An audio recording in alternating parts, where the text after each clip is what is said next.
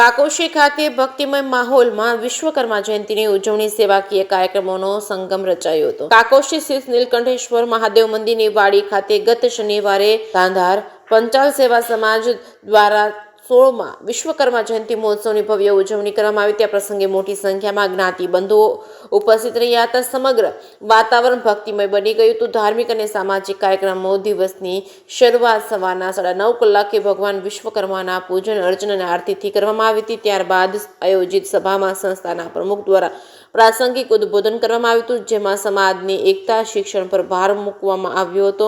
કાર્યક્રમના અંતે તમામ ભક્તોએ સમૂહ પ્રસાદનો લાભ લીધો હતો, જેના મુખ્યદાતા સ્વ પંચાલ સમૂહબેન ગોવિંદભાઈ જે ચંદભાઈનો પરિવાર રહ્યો હતો। સેવાકીય પ્રવૃત્તિઓની વિશેષ નોંધ અને આ મહોત્સવ માત્ર ધાર્મિક ઉત્સવ પૂરતો મર્યાદિત ન રહેતા સંસ્થા દ્વારા કરવામાં આવતી માનવતાવાદી પ્રવૃત્તિઓને પણ વિગતો રજૂ કરવામાં આવી હતી। જે કે સિંહ ગુજરાતી સાથે પ્રવીણ પંચાલ, પાટણ।